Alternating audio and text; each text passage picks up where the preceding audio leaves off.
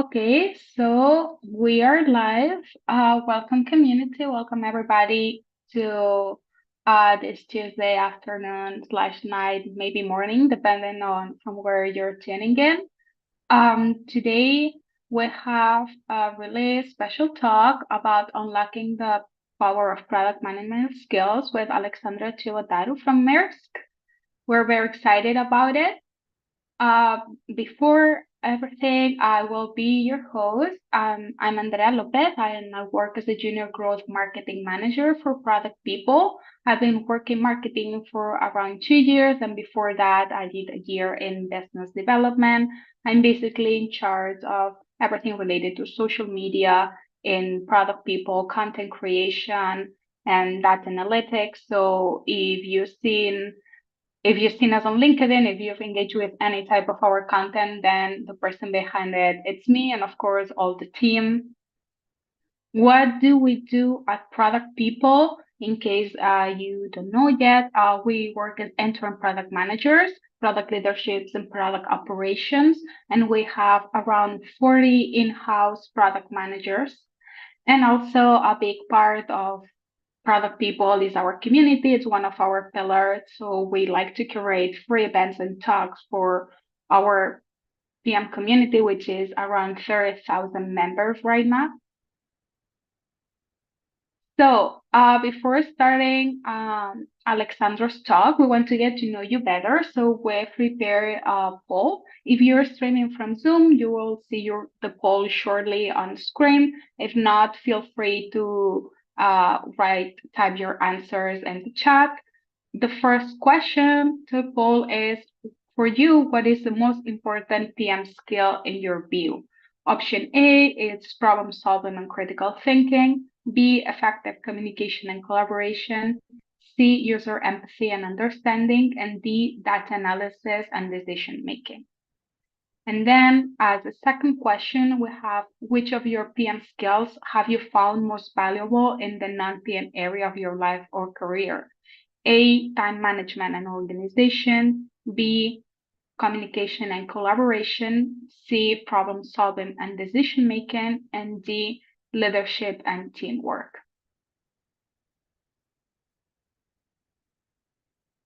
So we will give 1 minute for everybody to reply. As I said, feel free to type your answers if you're streaming from YouTube, from LinkedIn.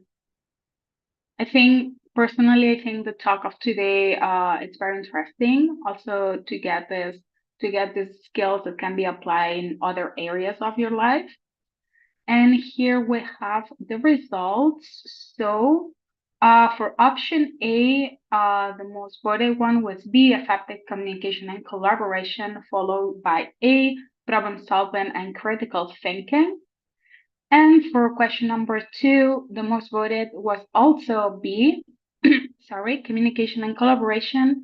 And we have a tie between option A, time management and organization, and option D, leadership and teamwork.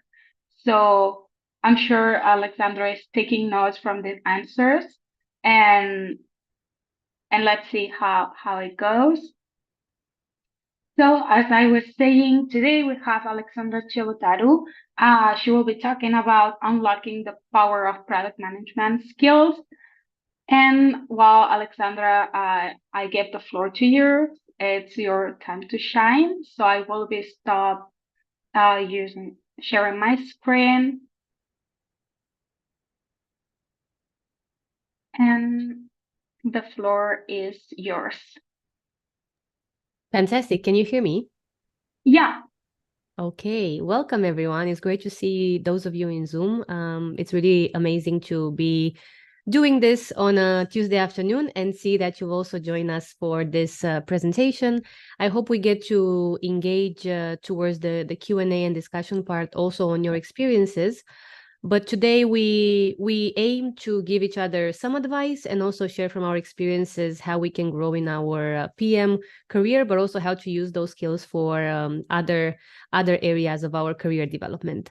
My case is actually, in a way, quite quite specific to the latter, which is that I used to be a product manager, but now I'm focusing on innovation management. I work for a CVC, and I focus in the startup scale-up collaboration with the corporate.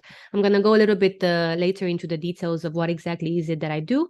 But today I want to give you an overview of some of the background and also some of the skills that I believe helped me use those skills for the next step, but also what I think I witnessed throughout my product career. I also encourage you to share if you feel or if you have any other opinions in the chat. What do you think, so that we also can have a good sparring session together. My official role is External Innovation and Partnership Manager at Maersk Growth. Maersk Growth is the venture arm of AP Moller Maersk, the logistics company. I'm based here in Copenhagen, Denmark, where our HQ is. And prior to that, I worked for almost 9 years in the startup and scale-up ecosystem, primarily in technology, at the junction between tech and business. I host a podcast as a passion project on female leadership, and I learn a lot from it, which is why I'm highlighting it here too, because I don't think you need to be a woman to listen. This is a gender agnostic podcast where you can learn a lot about how to build careers, but I focus on interviewing women in different positions that focus on how they develop their careers. And I'm also quite passionate about diversity, equity, inclusion, and belonging, where I engage with different partners on that topic. Now, what are interchangeable skills? This is something that I've had the pleasure of looking more into, but also of being able to present here. So those abilities and competencies that can be effectively transferred from one role, industry, or context to another. What you see here on this slide are some of the companies I work with. I put here the podcast as well because as part of the, let's say, entrepreneurship umbrella, I also learn a lot from it. And I think it also offers some perspective on skills. But focusing from the more marketing, communication, business development background that I have with what I'm doing now in innovation management and decarbonization, actually the path that I've been on personally has been to have in each new role/industry, basically a complete change of what the role is, which means that, for example, when I moved into product management, I was before a business developer manager, then I became a product manager. And that change wasn't abrupt. It didn't just happen. I worked towards it. And I think something that I reflect on when I talk to peers and to other colleagues and friends is that there are, of course, ways of building up towards your next role, even though it doesn't necessarily fit the bill for what exactly you've done in your previous function. And that is something that it's not necessarily straightforward, but with having a mindset of interchangeable skills and kind of looking for those connections, you can make it easier, but also you increase, of course, your chances of success. From the innovation management perspective, I believe that the grind and the entrepreneurial mindset is definitely something that it's required, not necessarily only because you need to work with different ideas, but also because it helps you have an understanding of how is it to be on the other side. So, for example, now I work in the corporate venture capital of Maersk, and we focus on strategic collaborations with startups on top of some investment areas as well. And my startup background helps me every day in my job. Working in a product management role, building web applications is really one of the, I would say, instrumental roles that I've had in my career so far. And I utilize skills from that every day. So I think this is a good reminder of also how to keep in mind that whatever we do today will probably have an effect on how we are going to perform tomorrow. When it comes to the kind of current setup, because of course it did mention that I work for Maersk, I think it's very important to mention that I do not represent the company as a product manager. I work in the innovation arm, and I work as an external innovation manager. That is what I focus on. So I will not be talking about details of any products or strategies of the company specifically in product management, because that is not something that I focus on. But of course, if you have any questions about interchangeable skills, the CVC setup, and what we do to support startup collaborations, you're very welcome to write about that as well. Yes, I wanted to make a little bit of an intro to who I am. So when I talk about all of these different interchangeable skills, I've also had the pleasure of working with different organizations, some of them larger, some of them smaller. And today I believe that I am in a good setup with bringing forward all those skills. And I also look forward to seeing how that evolves as well. Moving on to the next thing, I'm really passionate about discussing career paths because, not only I'm personally a career-minded person, I'm ambitious, but I also I get the opportunity to discuss this topic with some of my podcast guests now and then, and I get to learn a lot. One of the main takeaways for me is that when I was younger, thinking about, what would be a role that I will step into, and now, having the product management experience, the expectation is that, or at least my expectation was that it will be a linear growth. So you start at a certain position and perhaps you will gather some skills, move to the next one, or change companies and do maybe a different type of product management, focus on other sort of areas and industries. But the reality is that sometimes we need to take a step back, we need to digress, or sometimes we need to change completely the way that we utilize our skills in order to succeed. And that is something that I don't think we can prepare for, which is why one of the top 5 skills I would say that I will begin with have to do a lot with adaptability. I think it's very realistic to understand that you cannot really ensure that tomorrow's plan will happen. So then you also need to be able to be flexible and look at your career path as a fluid path. So I would be curious to know for you in the audience, and for those of you live streaming, how did you envision your career path, and how do you feel that is progressing today? Moving into the key skills to develop, I'm very happy we got this intro poll in at the beginning of the session, because before we go into what I believe are interchangeable skills for product management and innovation, I think it's very, very important to highlight 5 key skills to develop. I would say industry agnostic, role agnostic, something that will help you not only in your career development, but I believe in your life when you engage with different people.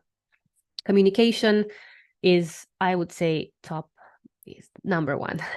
Being an effective communicator, I believe it cannot be emphasized enough. Both in product management and innovation, all professionals must be able to convey their ideas, their visions, their findings clearly and convincingly to the stakeholders, the team, the customers, everybody involved in the process.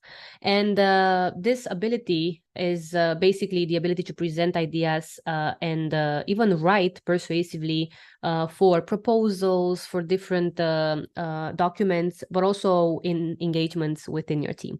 So I would say that if you look at this and you say, oh, I'm a great communicator, I believe that this is a lifelong skill, so it can always be improved. And this is something that I look at every day. How effective am I in my communication? How does my message come across? How can I also tailor my messaging to the audience that I am engaging with? And, working in the startup world, now in a corporation, I can tell you that I learn a lot. And I also learn a lot about communication styles. And it's also quite exciting to be able to see both sides. Leadership, I would add that influence as well. So leadership skills, including the ability to influence, aspire, motivate the team.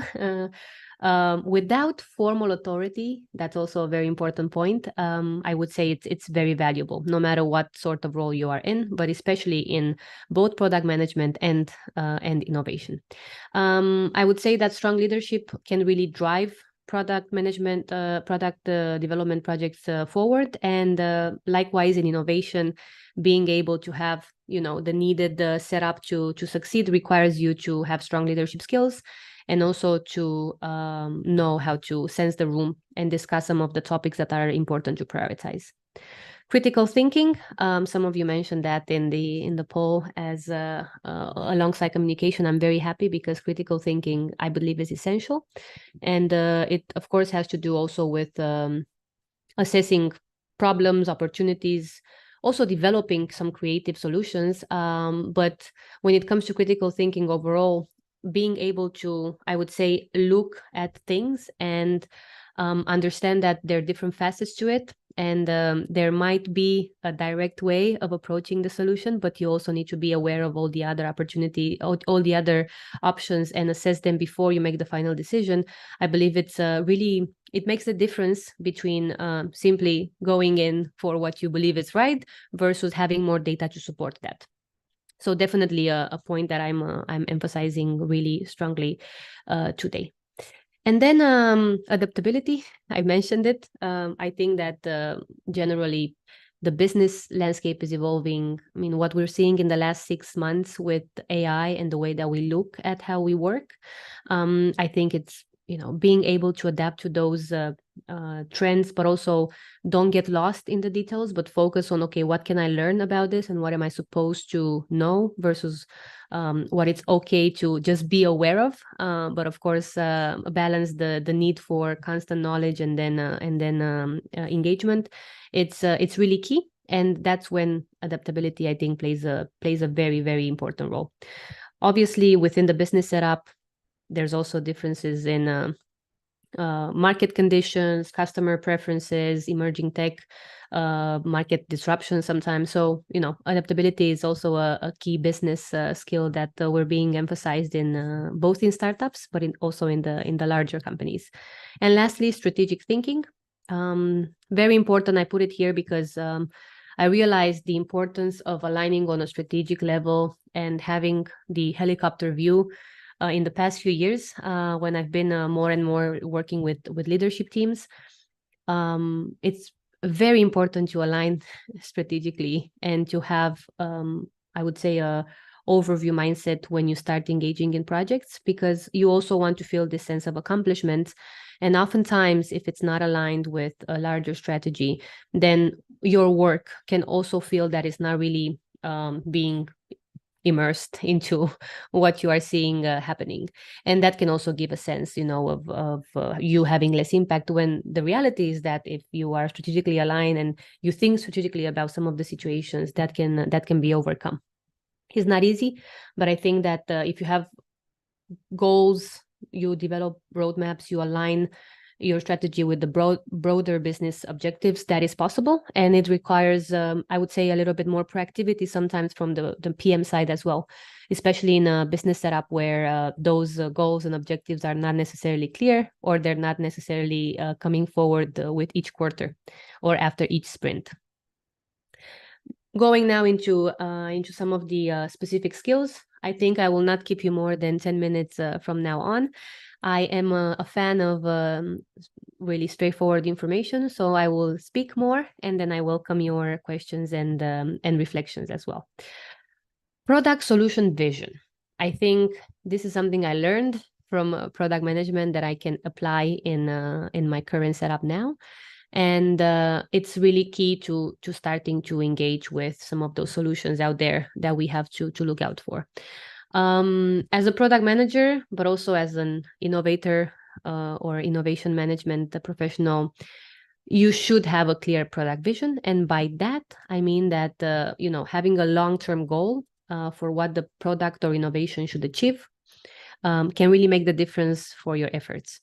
And, when you are a product manager and you build, let's say, a mobile app, it should there should be a vision towards, like, how is this product going to disrupt, change, or support the current market conditions, or of course also disrupt the market conditions. There should be, I would say, in my opinion, a vision towards the work you're building.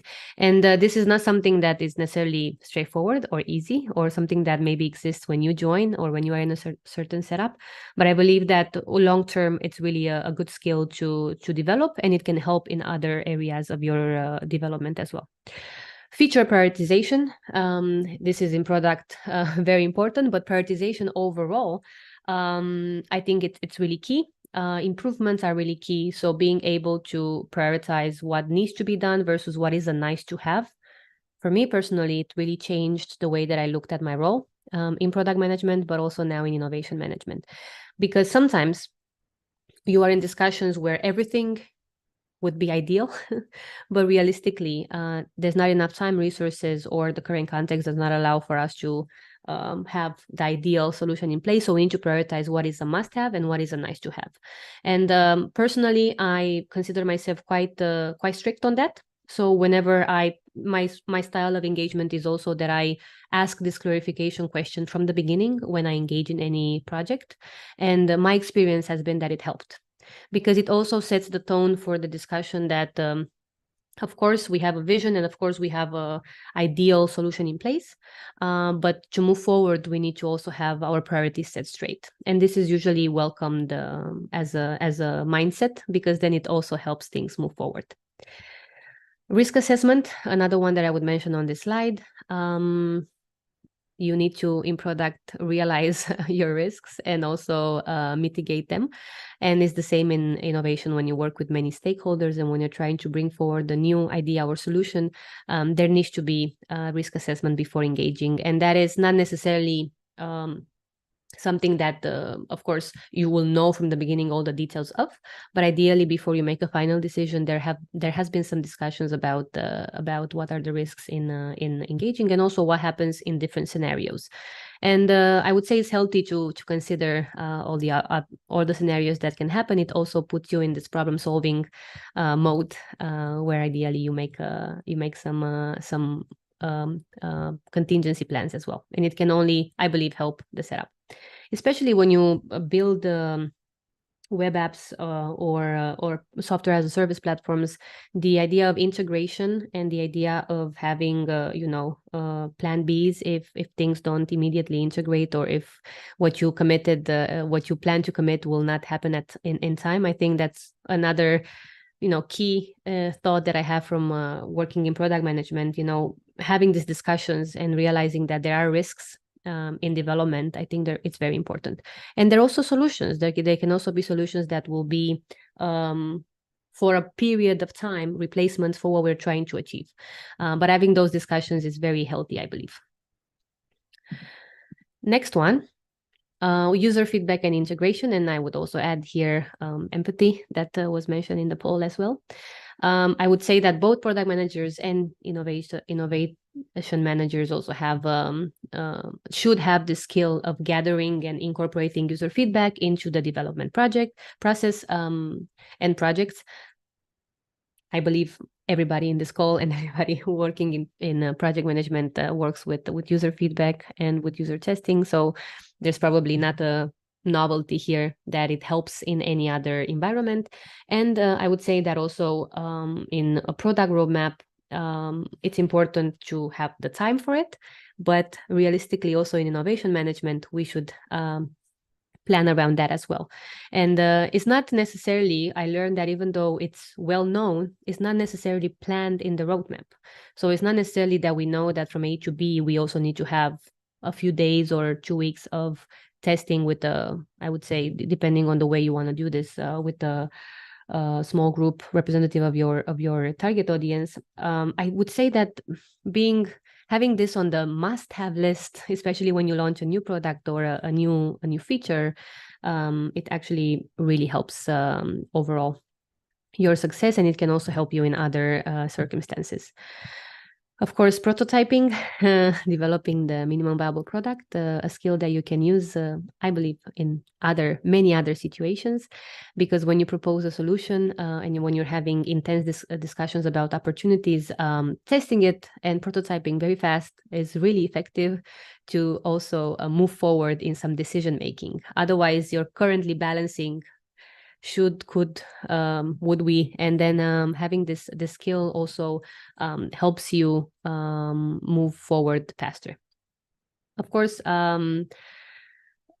overall, having your hypothesis validated before a full-scale implementation works, I would say, in any environment that has to do with technology, or also with project releases and project releases. Then we have the roadmap alignment. believe it or not, we work with roadmaps in every setup. Maybe the word roadmap is not used in every industry, but it's definitely used in, I would say, most industries that work with technologies. And if we're being honest, technology is all the companies will become most companies will become tech companies. So this is something that we are trying to be aware of, that the lingo will also go towards that. Alignment, I mean, in my experience so far, alignment makes, I don't know, maybe half of the job done if everybody goes towards the same direction. So it's very important to spend time to take time aside from that for that. And aligning on the roadmap can also identify gaps. It can identify assets where you can actually work towards a successful release or a successful development of a project. And it can also reveal where exactly maybe things are seen differently and where we should work on the final ideal solution. And even though you have the same understanding of where we're trying to go, having this discussion and this roadmap transparently shared across the organization really helps. And I believe that this is something that when working with product management, we become quite good at, and then we can utilize this in other environments as well. Yes, in aligning in general, it's key. So it's quite important to not forget that when looking at some interchangeable skills or transferable skills. Resource management. I put here stakeholder management because that is also part of the equation. The more you go into larger organizations, the more people you engage with. And I think, especially when you are in the growth phase of a scale up, you see what it means to constantly have new flow of information and people and ideas. But especially when you work in established companies, a lot of your job has to do with managing all of the different stakeholders at the table and making sure that everybody is aligned. And while it sounds easy, I don't think it is all the time. And I think there is a reason for that. And especially when you do complex problem solving and you need to do complex decision making towards the end of that process, it's very important to give it time and also to make sure that your key stakeholders understand and are aligned to what you're trying to do together. I cannot emphasize enough how important it is to spend time connecting with people and also explaining them why we're doing this in your perspective. Not only because someone or something says so, but you're working with people that also are motivated by the mission or by the project, and you should also understand their point of view. Of course, when it comes to resources, we include not only the right team members and the right motivation, but also budget, timeline, and all the different documents that we require in terms of roadmap progression. So that's something that you keep it in mind and you know about it, but it's also something that you will have to utilize within another setup, I'm sure. Release planning. So of course, setting specific release dates and coordinating different activities. It's really key for the role. And in innovation management, that is absolutely, crucial as well. Even though things are aligned, having a plan on how you're going to introduce this new idea, how you're going to scale a product to a larger organization, especially if it's internally focused and less externally focused, I think, it's also an important skill to have, and it does require planning. Last but not least, these are some of the skills. So I also welcome to share some thoughts on it, but you should definitely consider the KPIs and the metrics that you are looking to, that you are working towards and that you are looking to define. I'd say it's quite crucial to track progress. Of course, we have in product management different frameworks we can use.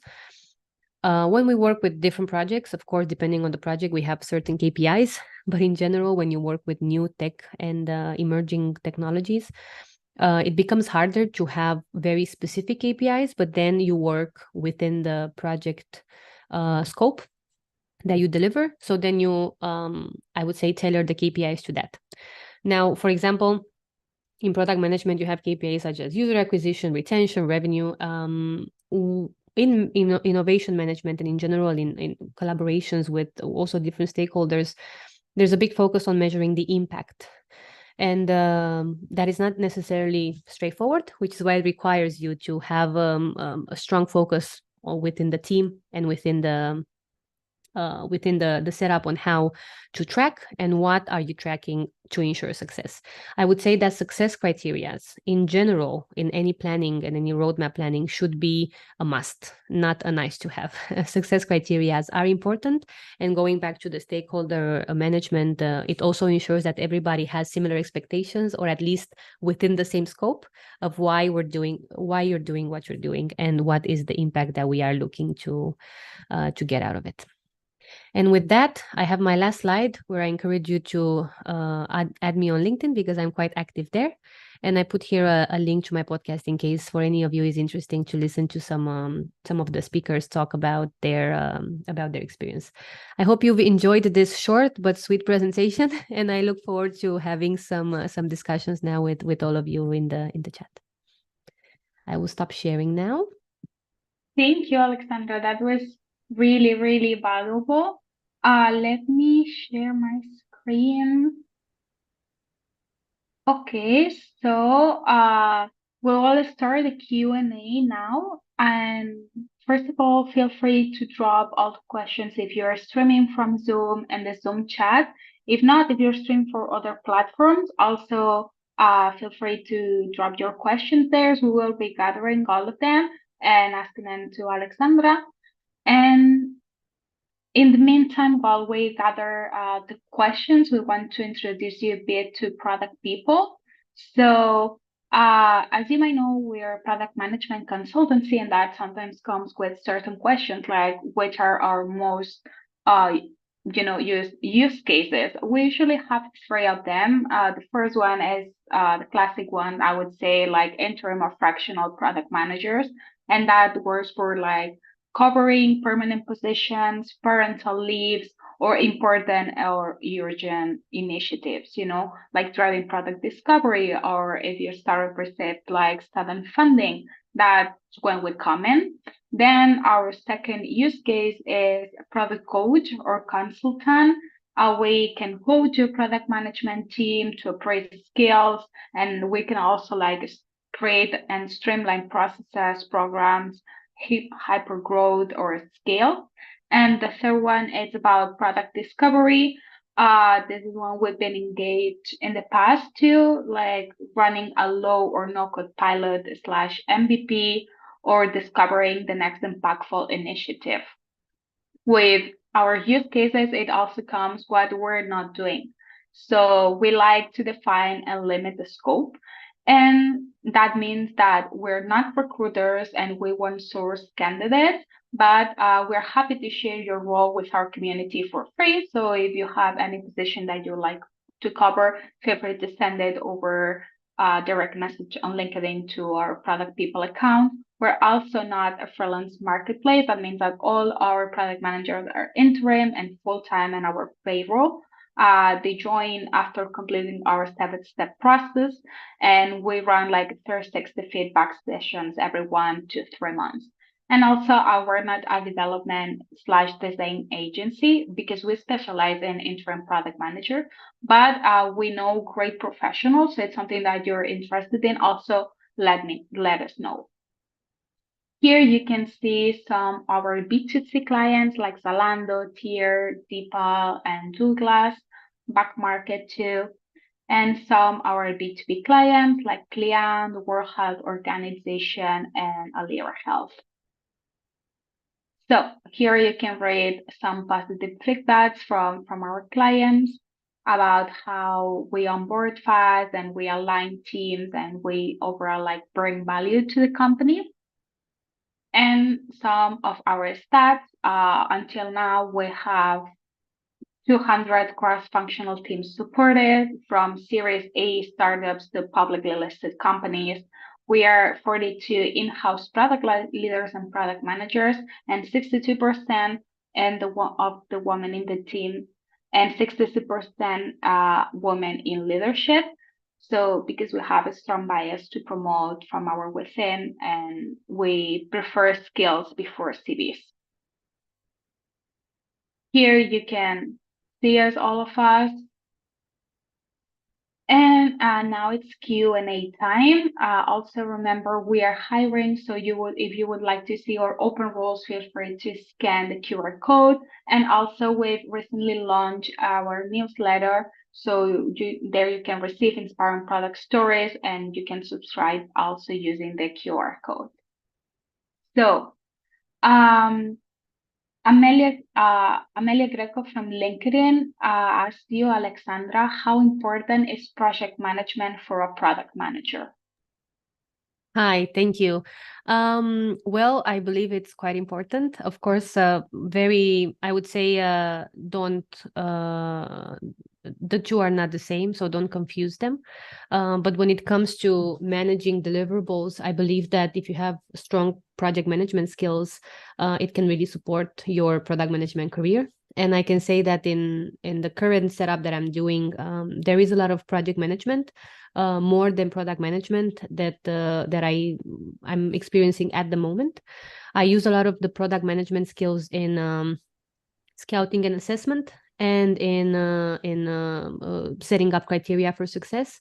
But when it comes to day, I use also a lot of project management, and that is simply something that it's very easy to forget that it's I believe in some part it's core, right? Managing different deliverables and information coming in, it's really, really key. Thank you for sharing it. And Joe here on Zoom asks you, how does your approach connect with the systems engineering and B-cycle logic? So I believe, Joe, and feel free to also share more information. I believe that you consider here from definition to implementation and to rolling out different development plans. And this is something that I believe in. If you want to put it like one-on-one, it's very similar to what I do from a business perspective. We don't work closely currently with the development within what we're doing in external innovation, of course, because we are the external part. But having those that approach on when it comes to definition, we're very strict on having a very clear use case. So I cannot emphasize enough how important it is to ask questions. And sometimes, because I'm used to asking a lot of questions, especially for user validation and also for our own roadmap in general, back when I was a product manager, I believe that we're also seeing more interest in having that specific approach of defining problems very clearly.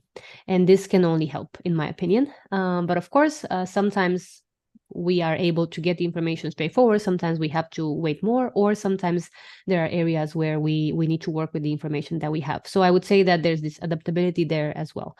Then there's the timing perspective, where gathering everything does take time.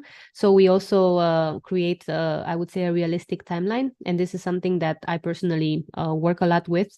I always ask for deadlines, and I would say for, what is urgent, and in days. How do we see that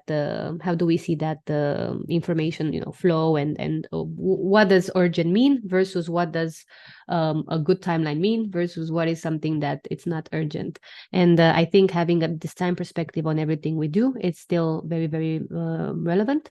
And then of course we have the implementation side. Now there we have to look out for integration, and then we have to look out for scalability. Those are two key parts of everything that we do. So like in product management, making sure that your solution fits within a bigger block is very important.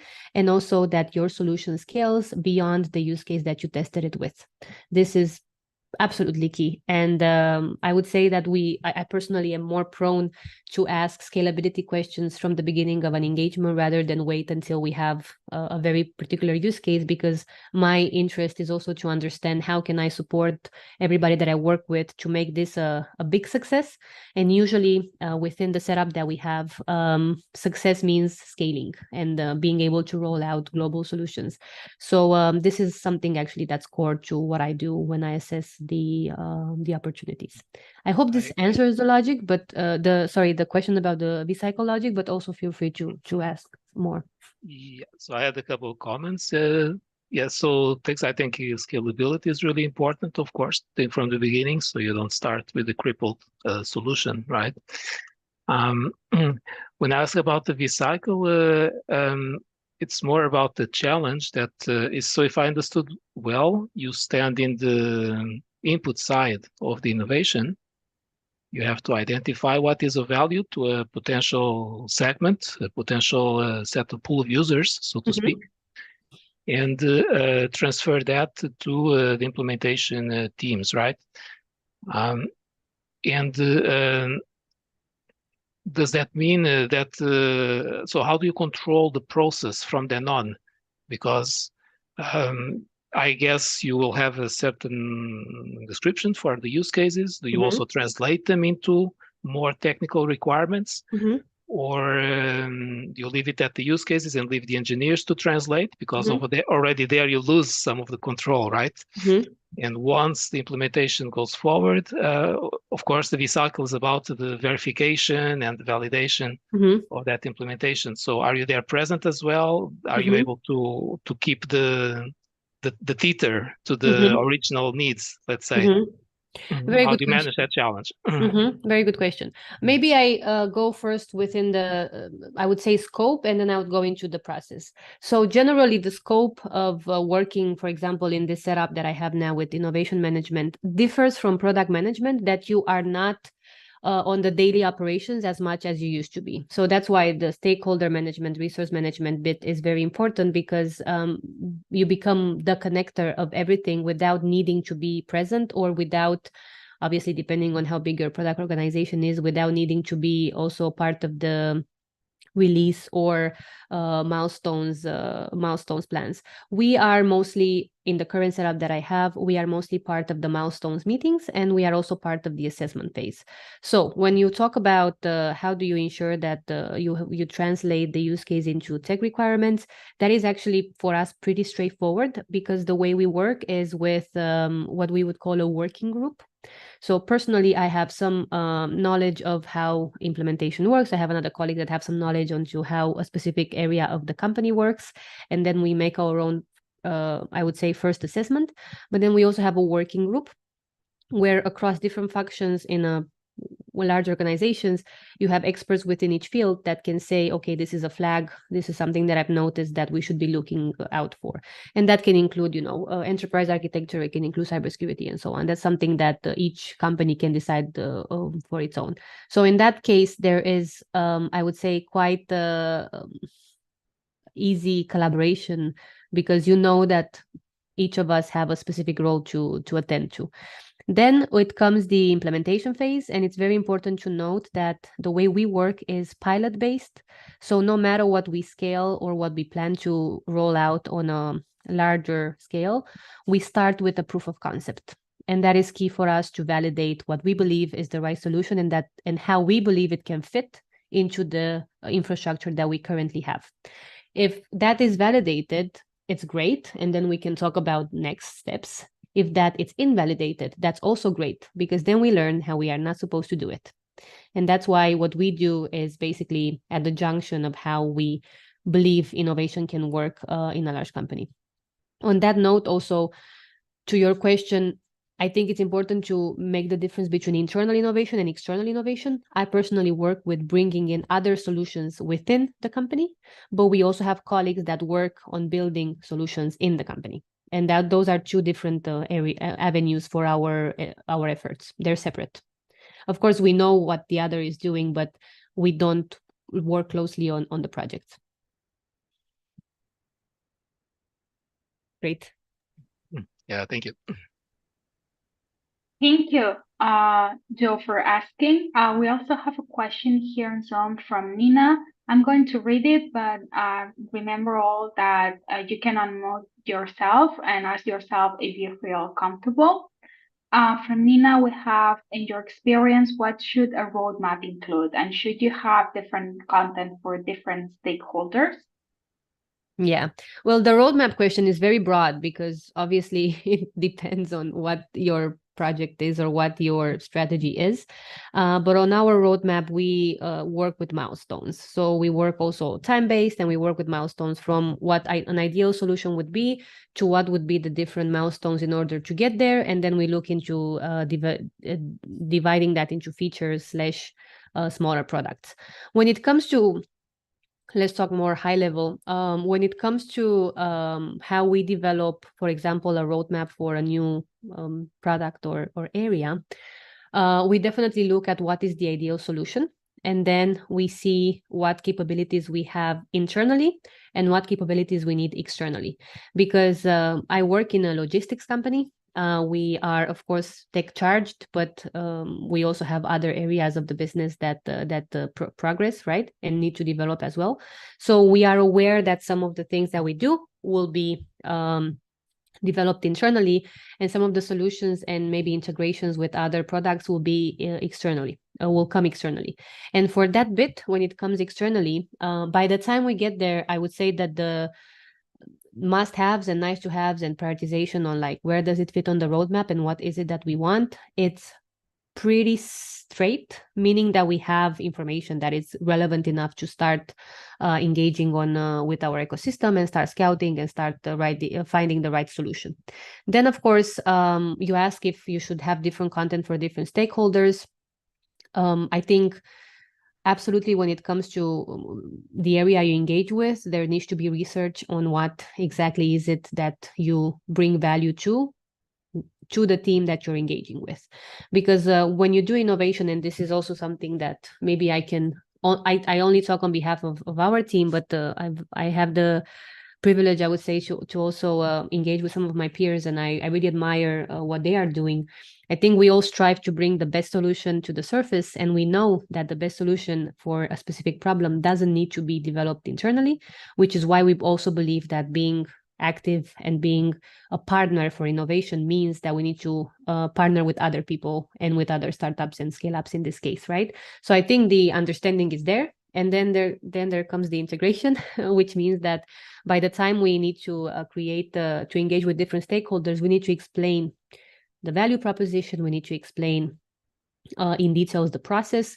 We need to explain expectations. We need to explain what happens after we have, let's say, tested something. So all of this, I would say, needs to be tailored depending on obviously on the audience, but when it comes to the process itself, we don't change the process based on the audience. So with whoever we engage with, we have a framework and we have a way of doing things that we have verified in the last 5 years that works, and we hope to improve it, but we do not change it on a, I would say, engagement basis now.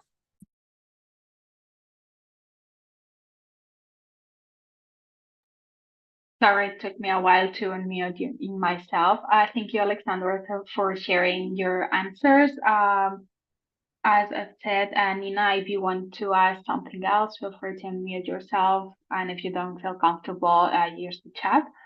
We have another question from Joe. Are you aware of the QFD approach, quality function deployment, and do you use it to define the product and prioritize the feature implementation? I will ask Joe if you can put a little bit more details into that question. That would be really great. So hi again. Yeah, so I work more from an area of hardware, but this has been used in many different areas. Was originally invented in Japan, also went by the name of House of Quality, which is a specific instance of this more general approach, where basically you take the different features and that would be the qualities of a product, and value them according to what the customer would be either willing to pay or would be willing to value the product for. And that's then matched in a kind of matrix approach with the different technological enablers that are required in the product.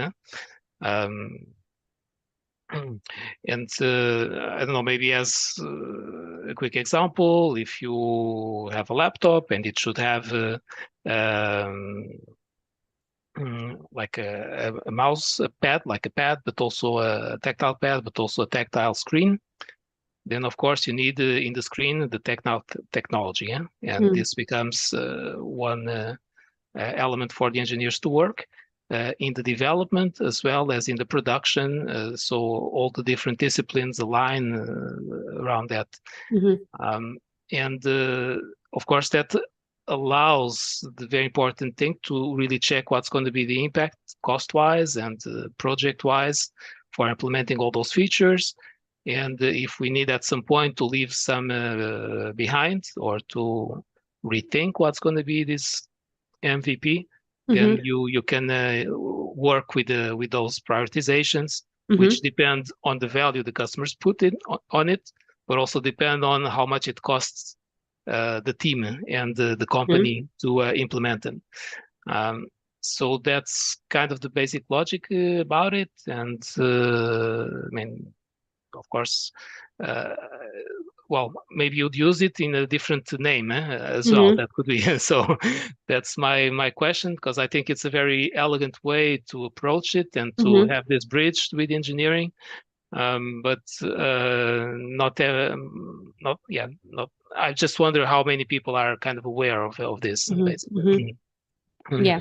Well, that's a good question. In terms of naming, I'm not aware if this is how we call the QFD approach. So this is not something that I can clarify. But when it comes to the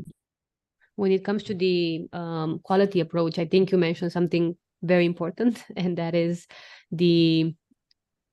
how will any sort of engagement, feature-wise or process-wise, going to impact the outcome, and whether this is something that you can change as you see things progressing. And this is something that in our setup, what we've built so far in engaging with, for example, startups in a specific vertical, is that we are also, when we scout and when we engage with different objectives, we also make sure that we align quite strictly on what is ideal from this setup versus what is actually needed to ensure the success of the use case.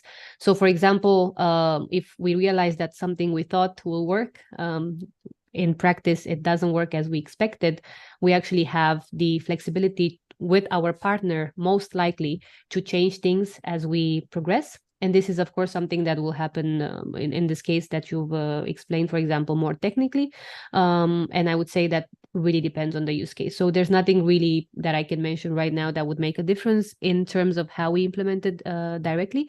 But I can tell you that the idea of changing and using feedback in real time is something that we do. And it's also something that we are aware that we shouldn't invest our resources into something that is not giving back the, I would say, vision of that proof of concept, because each proof of concept also has a goal, right? Except outside of the nice to haves and must haves and success criteria. So this is something that we adapt as we go as well. Yeah, thank you.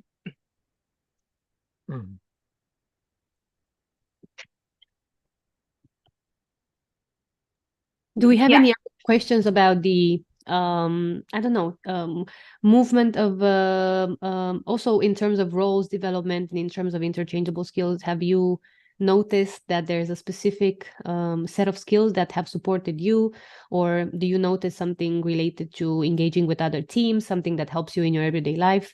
I think it's also an opportunity to learn from other people's experiences if it helped also with the career transition or with the change of direction from PM to another role that's has similar skills. For me personally, I wanted to say that I really related to the skills you shared on your slides, about communication, leadership, and so on. And I wanted to ask you as a personal question that, do you use any specific tooling to help you out with your role that you consider that it makes your life, easier, in any way, shape, or form? I don't know if easier, but it's a good question, because when we talk about personal and professional development, is a very personal journey overall. Like, you can't copy someone else's approach, and you also cannot copy their personality and the way they engage. So all the advice you get will be utilized and will be kind of filtered through your own thought process.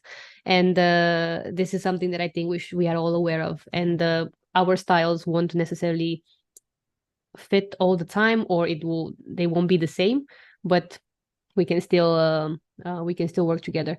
In terms of what I do, I work with a coach, so I think coaching in general really helps. And this is both in a professional setup and in a personal setup previously, but now professionally I would say there is a strong focus within the company that I work for now to have a mentorship and to have peer collaboration quite at the core of how we develop internally as well. So this is something that helps me every day, and also something where I feel very engaged with the people that I work with, because I also know that I can spare on other ideas and other concepts. So I think in general, finding a coach or a mentor within the setup that you have, or if not in the product community, really helps. When I was a product manager, I was the only product manager at the time when I started. So then I reached out to a lot of product peers, mostly based in Denmark. And then I had one-on-ones with some of them, and we even have cadences. So we met a couple of months just to catch up. And I was able to spare on some of the also roadblocks or ideas that I had. So it really helped. And it was something that I didn't wait for something to happen, but I kind of said, okay, I want to be engaged and I want to have this opportunity. So I'm just going to reach out to some people I admire, and it worked. So I definitely recommend that as a starting point. And even if it's one engagement, it can really make a difference if you connect with the person that you click with. So I definitely recommend it as a tip. Yeah, I'm loving that advice. I think that's also something that we try to practice as much as possible in product people. I think Hannah might agree that since we're so many product managers, in-house, we like mentoring the people who come maybe with less experience and so on, and it has brought like a lot of value. And me personally, not as a product manager, but as a marketer, I think that has helped me a lot, having someone to reach out to, someone who, might answer straight away questions that you've been 2 days running through your mind. So thank you so much for sharing it. We are running out of time actually, and we don't have any more questions. So thank you so much for joining today. Thank you, Alexandra, for sharing your knowledge generously with us. And we hope to see you in future live stream events. And have a lovely evening, you all. Thank you, everyone. Bye.